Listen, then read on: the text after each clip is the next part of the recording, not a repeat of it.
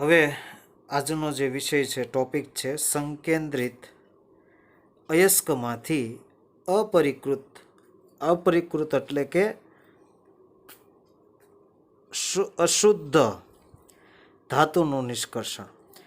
હવે ધાતુનું સંકેન્દ્રણ કર્યું એટલે કે ધાતુને સંકેન્દ્રિત કરી, એટલે એમાં જેટલી મોટી મોટી જેવી અશુદ્ધિઓ હતી એ અશુદ્ધિઓને દૂર કર્યા પછી મોસ્ટલી 95% એ શુદ્ધ થઈ ગયેલી છે. હવે એ ધાતુની અંદર સંકેન્દ્રિત અયસ્કની અંદર મોટાભાગે ઓક્સાઇડયુક્ત જ આપણે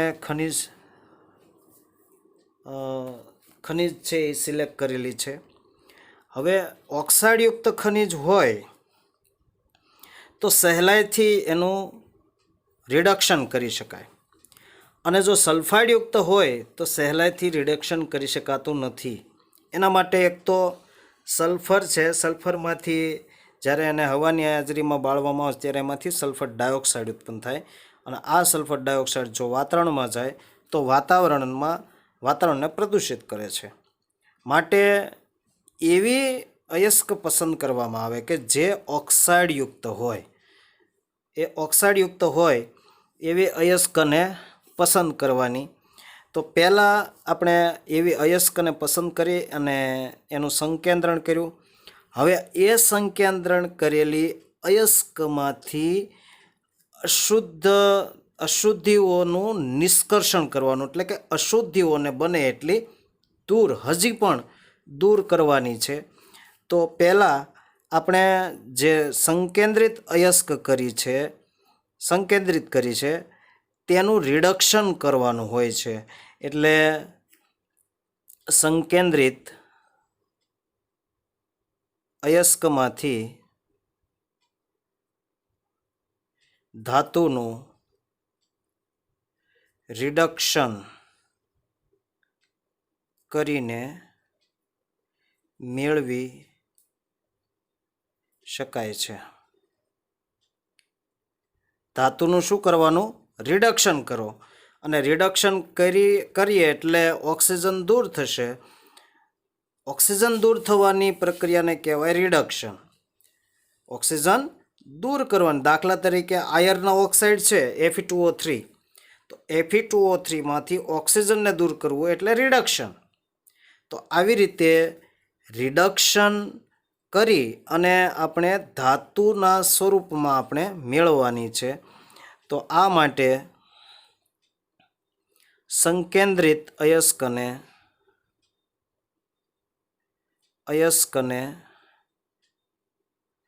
રિડક્શન પામે તેવા સ્વરૂપમાં પહેલાં ફેરવવાની. સંકેન્દ્રિત અયસ્કને રિડક્શન પામે તેવા સ્વરૂપમાં ફેરવવામાં આવે છે, એટલે કે પરિવર્તન કરવામાં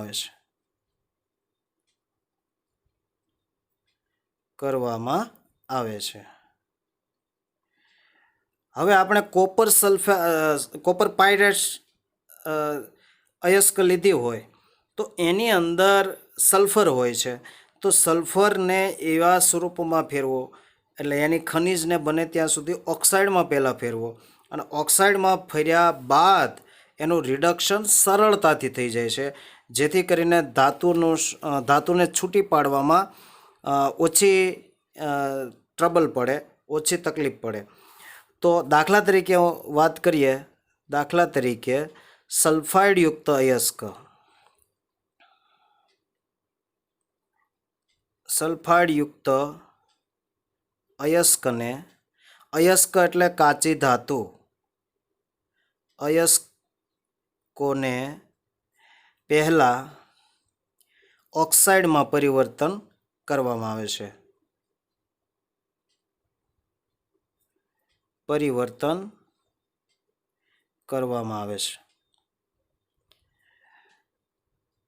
તો હજી તમને પ્રશ્ન થાય કે ઓક્સાઇડમાં શા માટે સલ્ફરને ન ડાયરેક્ટ સલ્ફર દૂર કરી શકાય?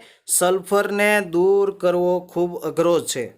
માટે રાસાયણિક પ્રક્રિયાનો ઉપયોગ કરી સલ્ફરને સલ્ફર ડાયોક્સાઇડમાં રૂપાંતર કરી અને એને વાયુ સ્વરૂપે વાતાવરણમાં ન જાય એનું શુદ્ધિકરણ કરીને એનું રૂપાંતર જે સલ્ફર ડાયોક્સાઇડ છે એ સલ્ફર ડાયોક્સાઇડનું સલ્ફર ટ્રાયોક્સાઇડમાં રૂપાંતર કરવાનું SO3માં SO2નું SO3માં રૂપાંતર કરી અને એમાંથી સલ્ફ્યુરિક એસિડ મેળવવામાં આવે છે. અને આ સલ્ફ્યુરિક એસિડ તમે જાણો છો કે સલ્ફ્યુરિક એસિડ તો રસાયણનો રાજા છે. બધી જ જગ્યાએ બધા જ મોસ્ટલી દવાઓની અંદર ઇન્ડસ્ટ્રીઝની અંદર મોટા ભાગે સલ્ફ્યુરિક એસિડનો ઉપયોગ થાય છે. માટે આપણે કહીએ છીએ કે સલ્ફ્યુરિક એસિડ એ રસાયણનો રાજા છે. એટલે સલ્ફ્યુરિક એસિડ પણ બનાવી શકાય અને વાતાવરણમાં સલ્ફર ડાયોક્સાઇડ જતો રોકી શકાય. અને ઓક્સાઇડ અયસ્કને ઓક્સાઇડમાં ફેરવવાથી રાસાયણિક પ્રક્રિયા ઝડપથી થાય અને એમાંથી ધાતુ સરળતાથી જુદી પાડી શકાય. કોપર છે તો કોપર ઝડપથી છૂટી પાડી શકાય. આયર્ન છે એફી છે તો એફીને ઝડપથી છૂટું પાડી શકાય રાસાયણિક પ્રક્રિયા કરવાથી અવક્ષેપ સ્વરૂપે આપણે મેળવી શકીએ. તો આ રીતે પહેલાં સલ્ફાઇડયુક્ત અયસ્કને પહેલાં ઓક્સાઇડમાં પરિવર્તન કરવામાં આવે છે. ઓક્સાઇડમાં પરિવર્તન થઈ જાય પછી એનું રિડક્શન કરવું. રિડક્શન કરવું એટલે ઓક્સિજનને દૂર કરવો. તો એવી રાસાયણિક પ્રક્રિયા કરો કે ધાતુની સાથે રહેલો ઓક્સિજન છે એ રાસાયણિક પ્રક્રિયા કરીને એમાંથી દૂર થઈ જાય. તો બીજું સ્ટેપ લખીશું. ત્યારબાદ તેનું રિડક્શન કરવામાં આવે છે. કારણ કે સલ્ફાઇડના રિડક્શનની તુલનાએ તુલના એટલે સરખામણીએ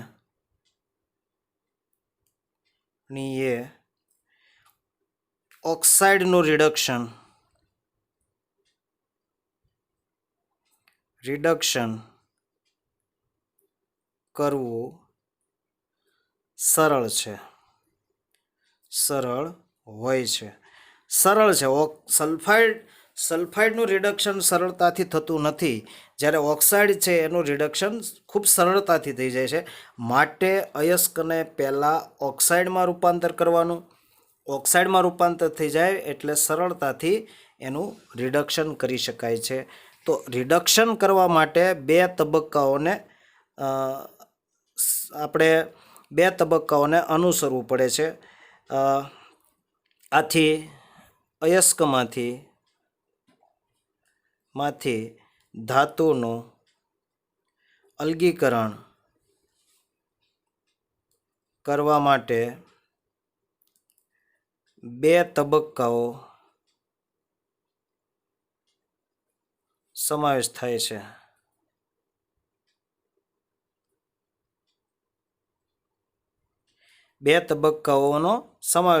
એમાં પહેલો તબક્કો આપણે જે લખવાનો છે, યાદ રાખવાનો છે, અયસ્કનું એટલે કે કાચી ધાતુનું ઓક્સાઇડમાં પરિવર્તન.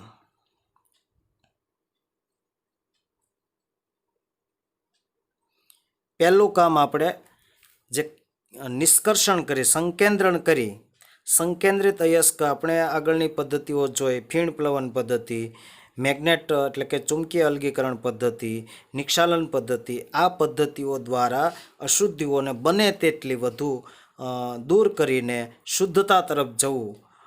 અને આ થોડી ઘણી શુદ્ધ કરેલી સંકેન્દ્રિત અયસ્ક કહેવાય.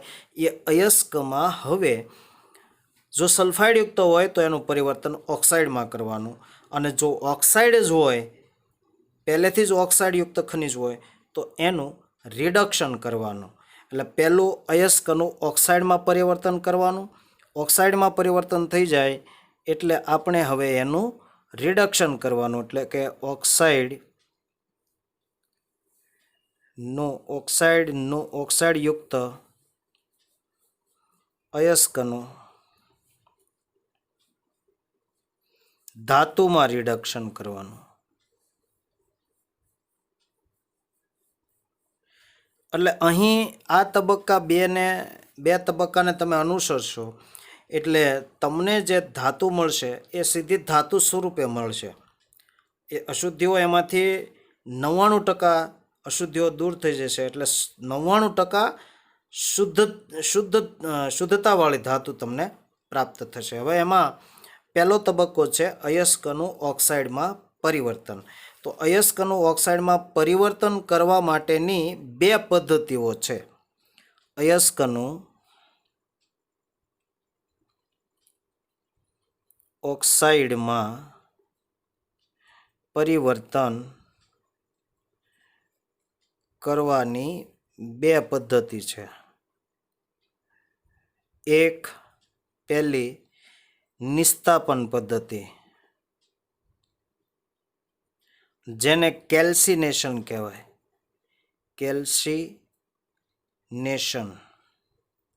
કેલ્સિનેશન અથવા નિસ્તાપન. અને બીજી છે ભૂંજન. ભજન ન લખી નાખતા, ભૂંજન, જેને રોસ્ટિંગ કહેવાય. આ બંનેના કેટલીક વાર પરીક્ષાની અંદર તફાવત પણ આપણને પૂછતા હોય છે. તો તફાવતના સ્વરૂપે પણ પાકી કરવાની, અને તફાવતના સ્વરૂપે ન પૂછાય તો અયસ્કનું ઓક્સાઇડમાં પરિવર્તન કરતી પદ્ધતિઓ લખો. તો એમાં નિસ્તાપન અને ભૂંજન આ બંનેને લખવાની. હવે એમાંથી આપણે પહેલી પદ્ધતિને લેશું, નિસ્તાપન. નિસ્તાપન એટલે તાપ એટલે ગરમી એટલે હીટિંગ. અહીંયા ગરમ કરવાની વાત આવી, એટલે આને કેલ્સિનેશન પણ કહેવાય. ઘણીવાર સીધો આ શબ્દથી પૂછે છે, કેલ્સિનેશન. હવે આ પદ્ધતિમાં પ્રથમ ગરમ કરવામાં આવે છે. આ પદ્ધતિમાં અયસ્કને, સંકેન્દ્રિત અયસ્કને ગરમ કરવામાં આવે છે.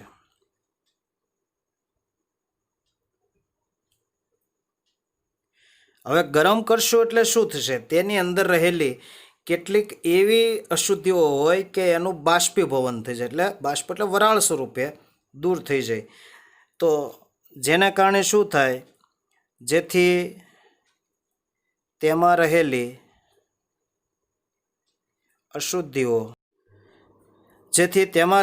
અશુદ્ધિઓ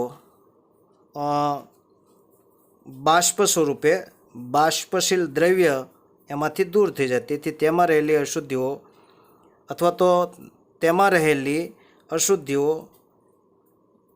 બાષ્પશીલ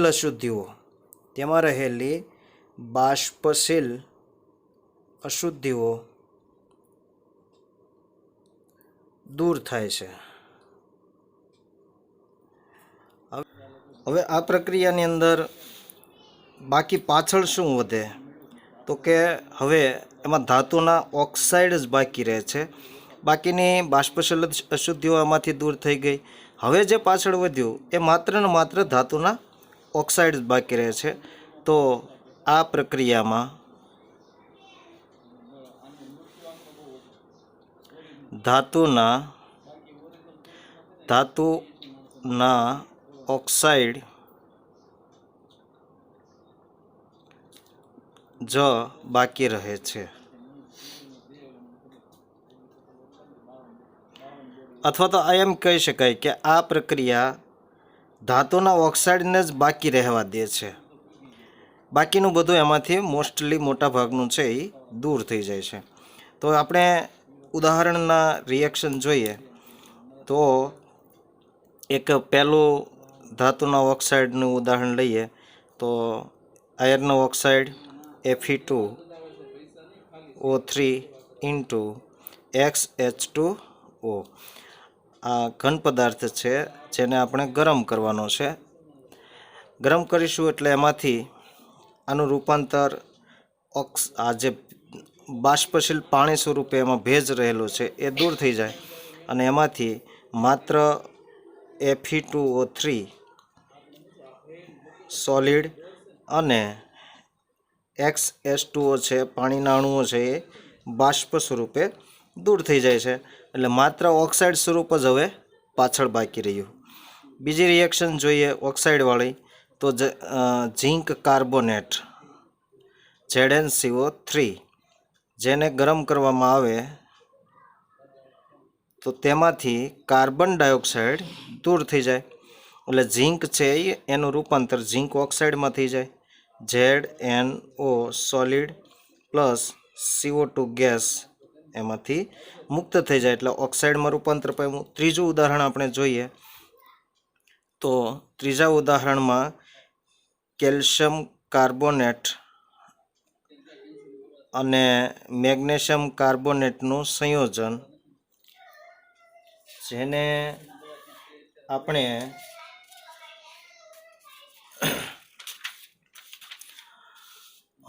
ઝિંકાઇટ કેલ્સાઇટ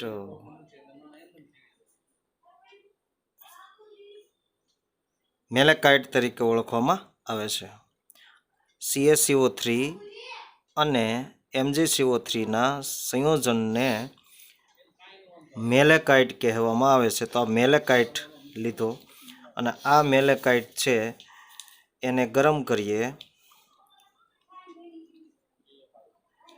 તો એમાંથી કેલ્શિયમ કાર્બોનેટ છે એનું કાર્બન ડાયોક્સાઇડ એમાંથી દૂર થઈ જાય। અહીં કાર્બન ડાયોક્સાઇડ કાર્બોનેટ છે, અહીંયા પણ કાર્બોનેટ છે, જેને ગરમ કરીએ એટલે એમાંથી કાર્બન ડાયોક્સાઇડ પહેલાં દૂર થઈ જાય। ત્યાર પછી મેગ્નેશિયમ છે એનું રૂપાંતર મેગ્નેશિયમ ઓક્સાઇડમાંથી જાય, કેલ્શિયમ છે એનું રૂપાંતર કેલ્શિયમ ઓક્સાઇડમાંથી જાય એટલે CaO સોલિડ અને MgO સોલિડ। હવે અહીં સંતુલન જરાક કરવું પડશે તો સંતુલનમાં અહીંયા કાર્બન બે છે, એક અહીં છે અને અહીં છે એટલે અહીંયા CO અહીંયા 2 લગાડીશું તો ઓક્સિજન 2 દુ 4, 4 ને 5 ને 6 તો 3 ને 2 5 અહીંયા CS અહીંયા 3 છે 3 તો થઈ ગયા। તો આ રીતે આ નિસ્તાપન અથવા તો જેને આપણે કેલ્સિનેશન કહેવામાં આવે છે તે આ પ્રક્રિયા આ રીતે ઓક્સાઇડમાં રૂપાંતર કરે છે। હવે બીજી જે પદ્ધતિ છે જેનું નામ છે ભુંજન। હવે આ પ્રક્રિયાની અંદર આ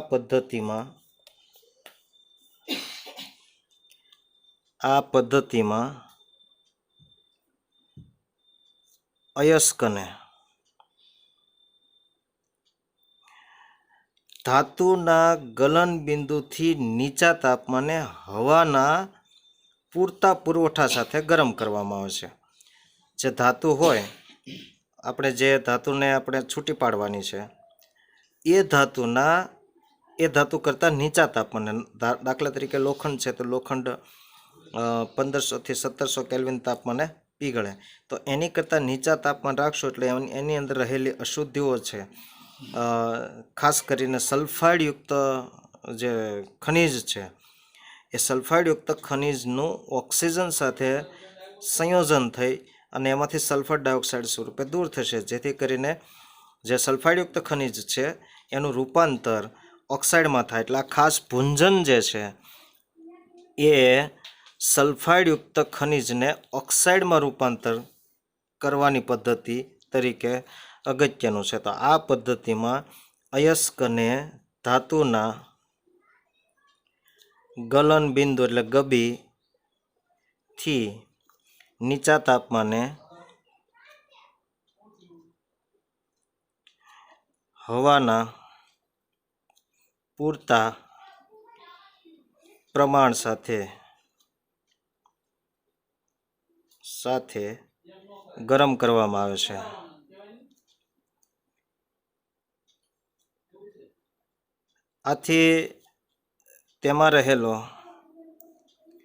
આથી અયસ્કમાં રહેલ સલ્ફાઇડનું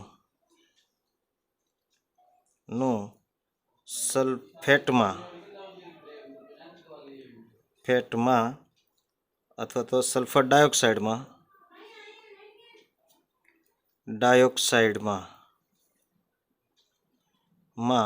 રૂપાંતર થાય છે અને ધાતુ છે, ધાતુની અયસ્ક ઓક્સાઇડમાં રૂપાંતર પામે છે. આપણું લક્ષ્ય એક જ છે કે ગમે એ અશુદ્ધિ હોય એ અશુદ્ધિઓ દૂર કર્યા પછી જે ધાતુ છે જો સલ્ફાઇડયુક્ત સ્વરૂપે હોય, કાર્બોનેટ સ્વરૂપે હોય, તો એવી ધાતુઓને ઓક્સાઇડ સ્વરૂપે ફેરવવાનું. ઓક્સાઇડ સ્વરૂપે ફેરવશું તો પ્રક્રિયા છે સરળતાથી આપણે કરી શકીએ અને એકલી ધાતુને આપણે છૂટી પાડી શકીએ. જો સલ્ફાઇડયુક્ત હોય તો ડાયરેક્ટ આગળની પ્રક્રિયામાં લઈ જવામાં આવે તો બહુ મુશ્કેલી સર્જાય. માટે આપણે પહેલું કામ ઓક્સાઇડમાં રૂપાંતર કરવાનું છે. તો આના આપણે ઉદાહરણ જોઈએ.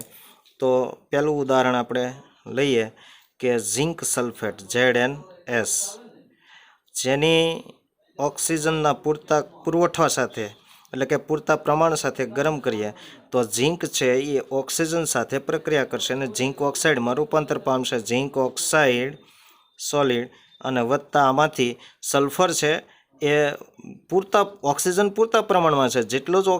જેટલો ઓક્સિજન જોશે એટલો વધુ પ્રમાણમાં આપણે પૂરો પાડવાનો છે. તો આ સલ્ફર છે એ ઓક્સિજન સાથે પ્રક્રિયા કરશે તો એમાંથી સલ્ફર ડાયોક્સાઇડ બને છે, SO2.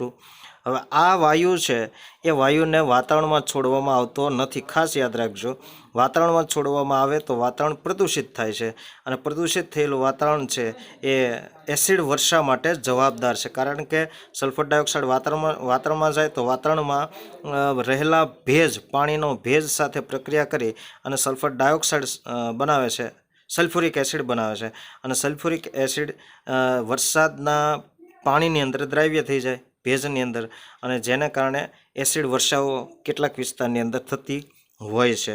માટે સલ્ફર ડાયોક્સાઇડને વાતાવરણમાં છોડતા પહેલાં એ વાયુઓનું શુદ્ધિકરણ કરવામાં આવે છે. ત્યારબાદ એમાં સલ્ફર ડાયોક્સાઇડને રિકવર કરવાનો છે. રિકવર કરીને એનો ઉપયોગ છે સલ્ફ્યુરિક એસિડ બનાવવામાં લઈ શકાય છે. હવે બીજા નંબરની પ્રક્રિયા જોઈએ. સંતુલન કરવાનું બાકી છે. તો સંતુલનમાં ઓક્સિજન છે એક અહીંયા આપણે 2 મૂકી દઈએ એટલે 2 ને 2 4 થઈ ગયા, તો અહીંયા 2 મૂકી શકીએ. ઝિંક 2 એટલે 2 અહીં મૂકી શકીએ. હવે બીજું છે લેડ સલ્ફેટ PbS ગેલિના. એની પૂરતા પ્રમાણમાં ઓક્સિજન સાથે પ્રક્રિયા કરી, ઓક્સિજન ગેસ, અહીંયા ગેસ. હવે લેડ છે એમાંથી આ ઓક્સિજન સાથે પ્રક્રિયા કરશે એટલે PbO લેડ ઓક્સાઇડ બનશે, સલ્ફર ડાયોક્સાઇડ બનશે SO2 અને આ જ રીતે સલ્ફર ડાયોક્સાઇડના 2 મોલ, આના 2 મોલ અને આના 3 મોલ અને આના 2 મોલ. આ રીતે સંતુલન થશે. ત્રીજી પ્રક્રિયા આપણે જોઈએ એનું ઉદાહરણ તો ક્યુપ્રસ સલ્ફાઇડ, ક્યુપ્રસ સલ્ફાઇડ.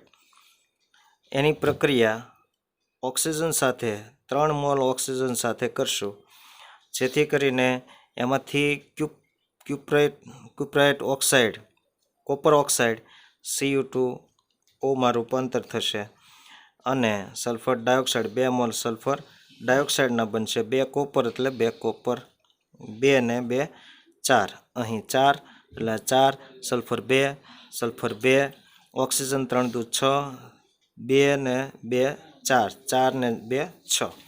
તો આ રીતે ભૂંજન દ્વારા સીધું જ પહેલાં ઓક્સાઇડની અંદર રૂપાંતર કરવામાં આવે છે. હવે આની અંદર જ ભૂંજનની પ્રક્રિયાની અંદર એક ટોપિક સમાયેલો છે અને કેટલીક વાર પરીક્ષાની અંદર પૂછી નાખતા હોય કે ટૂંકનોંધ લખો પરાવર્તક ભઠ્ઠી, અથવા તો ટૂંકનોંધ લખો કે સલ્ફાઇડયુક્ત ખનિજનું પરાવર્તક ભઠ્ઠી દ્વારા શુદ્ધિકરણ.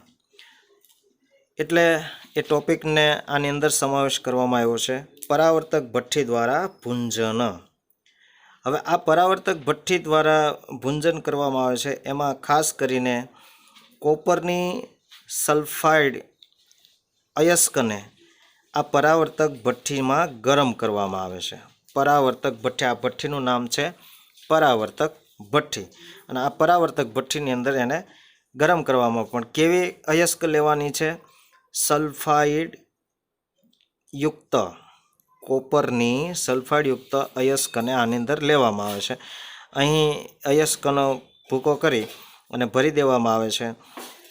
જો લોખંડયુક્ત આની અંદર અશુદ્ધિઓ હોય અથવા તો લોખંડયુક્ત અશુદ્ધિ અયસ્ક લીધેલી હોય તો અહીંયા મેગ્નેટ મૂકેલા છે, એ મેગ્નેટ અહીંથી એને ખેંચી લે છે. જ્યારે સલ્ફાઇડયુક્ત અયસ્ક છે એ સલ્ફાઇડયુક્ત અયસ્ક અહીંયા રિએક્શન કરે છે. તો આ રીતે ઓક્સાઇડયુક્ત આયર્ન ઓક્સાઇડ અને સલ્ફાઇડયુક્ત ખનિજ છે એને જુદી પાડી શકાય છે. તો પહેલો આપણે મુદ્દો લખીશું કે કોપરની સલ્ફાઇડ અયસ્કને પરાવર્તક ભઠ્ઠીમાં ગરમ કરવામાં આવે છે. હવે જો અયસ્ક આયર્નયુક્ત હોય, જો અયસ્ક આયર્ન ધરાવતી હોય તો આને ગરમ કરતાં પહેલાં ખનિજને કોપરની સલ્ફાઇડયુક્ત ખનિજને ગરમ કરતાં પહેલાં હોય તો તેને ગરમ કરતાં પહેલાં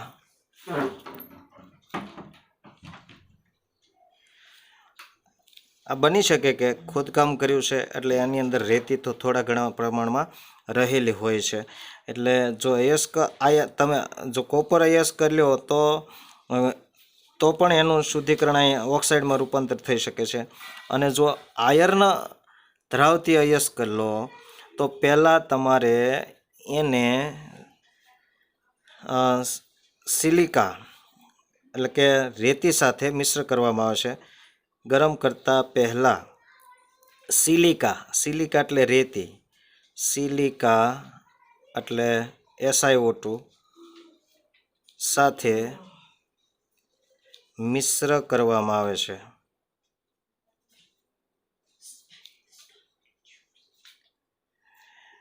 હવે આવી રીતે કરવાથી શું થાય છે? હવે આની અંદર હીટિંગ જ આપવાનું છે, ગરમ જ કરવાનું છે આની અંદર.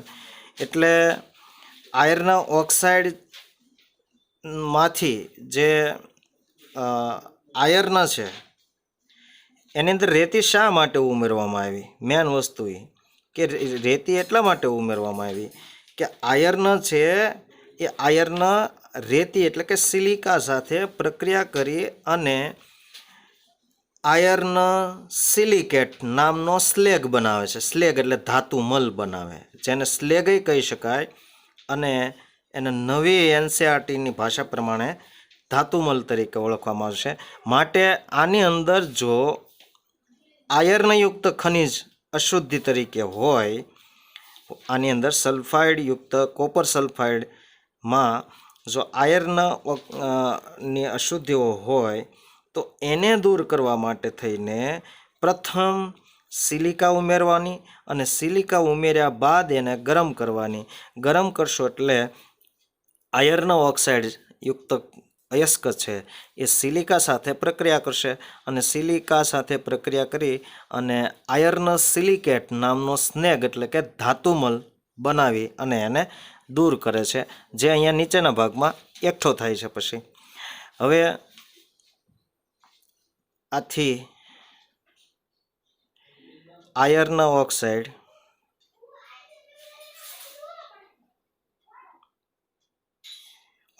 છે એ આયર્ન સિલિકેટમાં રૂપાંતર પામે છે. આયર્ન ઓક્સાઇડ આયર્ન સિલિકેટ એટલે એનું સૂત્ર છે FeSiO3, જેને આપણે ધાતુમલ અથવા તો સ્લેગ કહેવામાં આવે છે. આયર્ન સિલિકેટ બનાવે છે.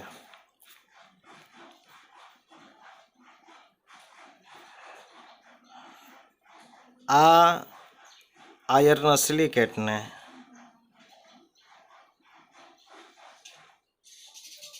ને ધાતુમલ અથવા જેને સ્લેગ તરીકે ઓળખવામાં આવે છે। હવે શું થાય, આ સ્લેગ હવે કેવી રીતે બન્યો એનું આપણે રિએક્શન જોઈએ। તો રિએક્શનમાં આયર્ન ઓક્સાઇડ લીધો, FeO આયર્ન ઓક્સાઇડ, જેની અંદર રેતી ઉમેરી SiO2 સોલિડ એટલે જેને સિલિકા કહેવાય, અને એને ગરમ કર્યું। ગરમ કરશો બેને ભેગા કરશો એટલે પ્રક્રિયા કરશો એટલે FeSiO3 જેને ધાતુમલ કહેવામાં આવે છે, આમ સ્લેગ કહેવાય। અને આ પ્રવાહી સ્વરૂપે જે કોપરની અયસ્ક છે એ અયસ્કમાં ઉપરના ભાગમાં પડ તૈયાર થઈ જાય છે, જેને ગાળી અને લઈ લેવામાં આવે છે। હવે જે પાછળ જે એની અંદર દ્રાવણ વધેલું હોય એની અંદર કયા કયા વધેલા હોય તો આપણે જોઈએ તો જ્યારે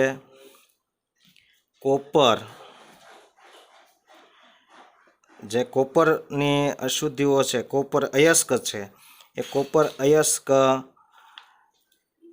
કોપર મેટેમાં ફેરવાય છે। જ્યારે આપણે ગરમ કરશું ત્યારે કોપર છે એ કોપર મેટેમાં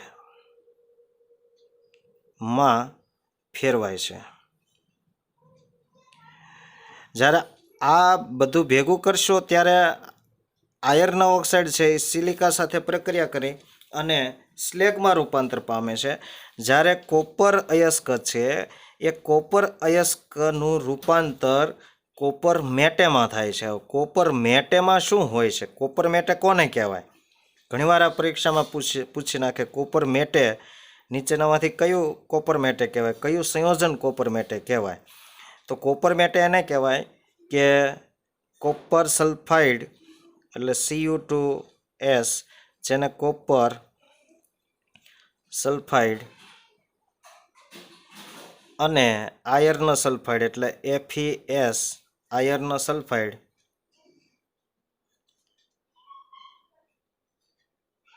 ના મિશ્રણને કોપર મેટે કહે છે।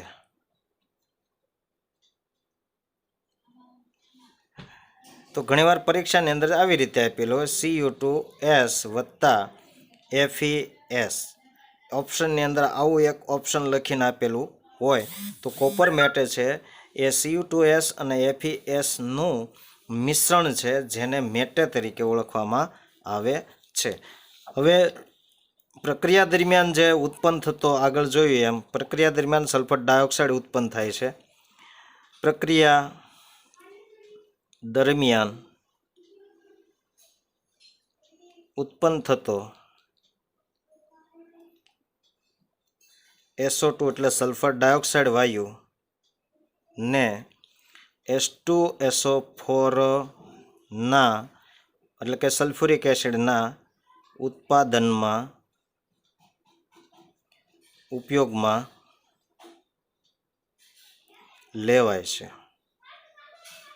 તો આ રીતે આપણે જે શુદ્ધિકરણ કરવાનું હતું, પહેલી જે પદ્ધતિ હતી એ પહેલી પદ્ધતિ એટલે કે નિસ્તાપન પદ્ધતિ દ્વારા અને ભૂંજન પદ્ધતિ દ્વારા કર્યું। હવે અયસ્કનું એટલે કે અયસ્કનું ઓક્સાઇડમાં પરિવર્તન કર્યું।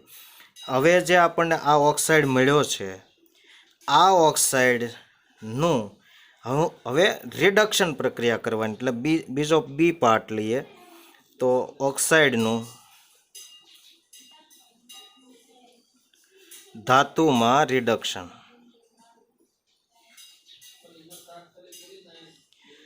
ઓક્સાઇડમાં તો પરિવર્તન કરી નાખ્યું।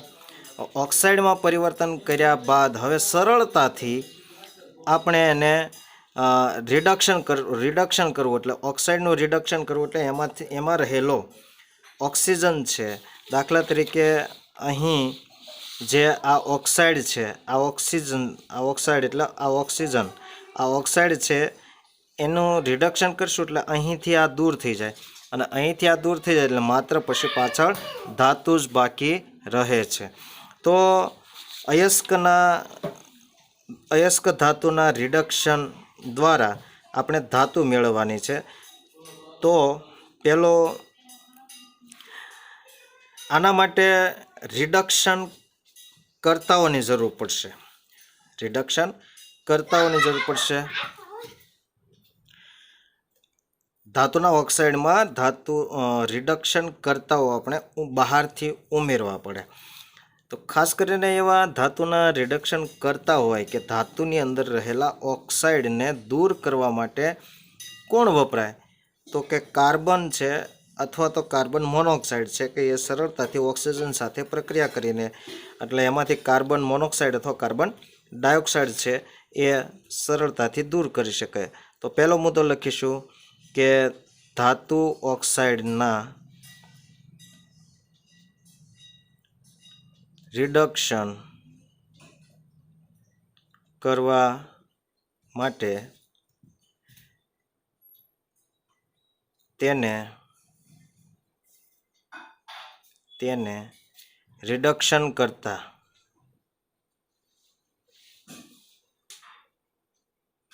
જેવા કે કાર્બન અથવા કાર્બન મોનોક્સાઇડ અથવા અન્ય લિથિયમ એલ્યુમિનિયમ હાઇડ્રાઇડ છે એવા પ્રબળ રિડક્શન કરતાઓની કેટલીક વાર જરૂર પડતી હોય છે.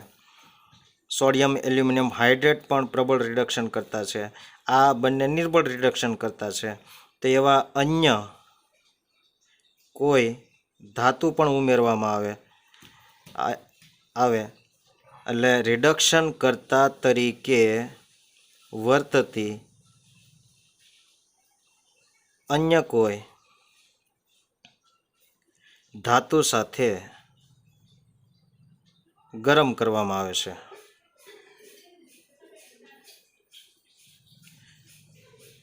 જેથી શું થાય કે જે ઓક્સિજન છે એ ઓક્સિજન ઉમેરેલી ધાતુ સાથે પ્રક્રિયા કરીને ઓક્સાઇડ બનાવી નાખે, અથવા કાર્બન છે, કાર્બન મોનોક્સાઇડ છે, એ કાર્બન મોનોક્સાઇડ ઓક્સિજન સાથે અથવા કાર્બન છે એ ઓક્સિજન સાથે પ્રક્રિયા કરીને કાર્બન ડાયોક્સાઇડ સ્વરૂપે દૂર થાય વાયુ સ્વરૂપે.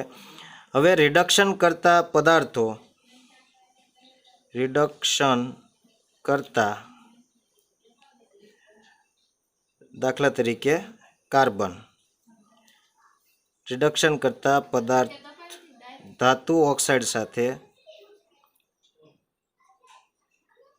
ધાતુ ઓક્સાઇડના ઓક્સિજન સાથે સંયોજાય છે. તો એ સંયોજન કેવી રીતે બનાવે છે જેનું રિએક્શન જોઈએ. બધા જ ધાતુના ઓક્સાઇડ માટે છે, કોઈ વ્યક્તિગત નથી.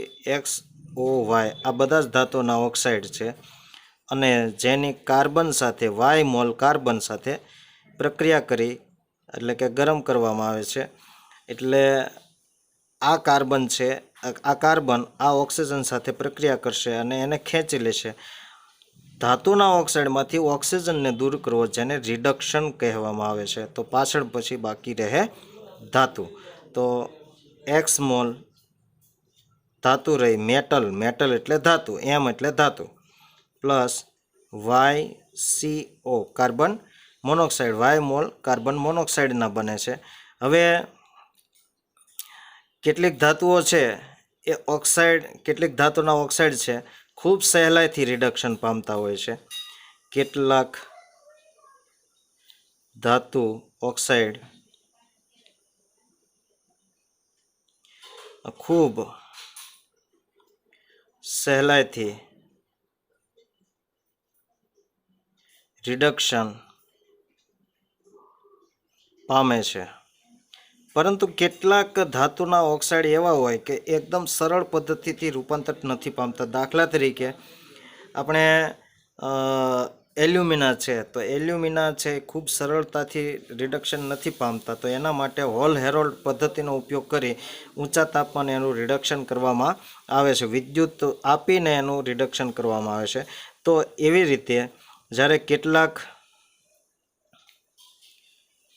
કેટલાક ધાતુના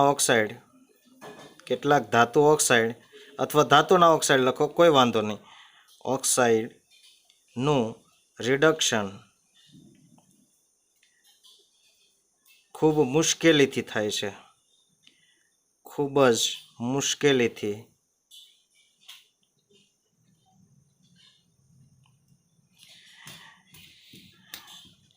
કોઈ પણ તબક્કો લો, બધે ગરમીની તો જરૂર પડવાની જ છે.